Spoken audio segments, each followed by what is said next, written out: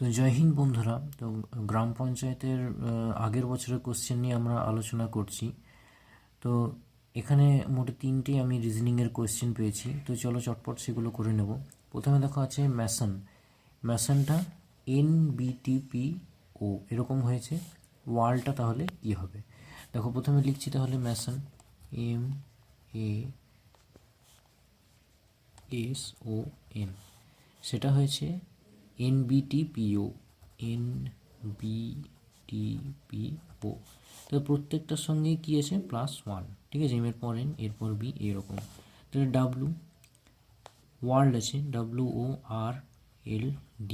ডাব্লুর +1 করলে হবে, ডাব্লুর পর হয় এক্স আমাদের প্রথম অপশানেই আছে, তাহলে এটাই হবে উত্তর। এরপর বেশি সময় নষ্ট করবে না, যখনই দেখছি অন্য অপশানগুলো মিলছে না, প্রথমটা সঠিক, তাহলে ওখানেই দাগ দিয়ে সেই কোশ্চেনের উত্তর করে চলে যেতে হবে। নেক্সট কোশ্চেন দেখো, বলছে ফোর্থ টার্মটা কী হবে? এরকম আছে ZXYM, এইভাবে দেওয়া আছে। তো দেখো প্রথম দুটো আমি যদি লিখি ZXYM, পরেরটা লিখছি VTUS। ঠিক আছে, দেখো প্রত্যেকটা থেকে -4 হচ্ছে। ঠিক আছে, প্রত্যেকটা থেকে -4 হচ্ছে। জেড এটা হচ্ছে 26 নম্বর অক্ষর, এটা হচ্ছে 22 নম্বর অক্ষর। এটা হচ্ছে 26 আর এটা হচ্ছে 22, প্রত্যেকটা থেকে -4 হচ্ছে। এটা হচ্ছে 24, এটা হচ্ছে 20, এটা হচ্ছে 25, এটা হচ্ছে 21। ঠিক আছে, তো এইভাবে RPQO আছে, RPQO।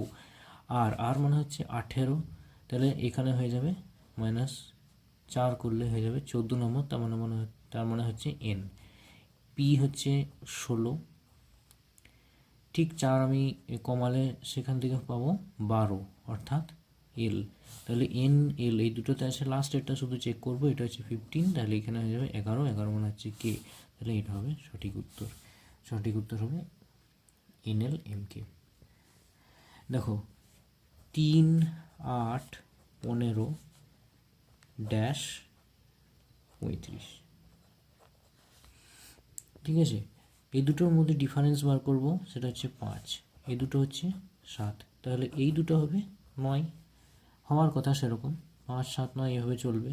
তাহলে 15 আর 9 কত হবে? 24। 24-এর পরের ডিফারেন্সটা দেখে নেবো 11। ঠিক আছে, তোমাদের সিকোয়েন্সটা ঠিক আছে, তাহলে এটা হবে 24। ছোট্ট আজকের এই ভিডিওটা ছিল। প্রিভিয়াস ইয়ার কোশ্চেনে এইরকম রিজনিং পাওয়া গেছে আপাতত। এরপর অন্য কোশ্চেন নিয়ে আমি পরবর্তীকালে আবার ভিডিও করছি।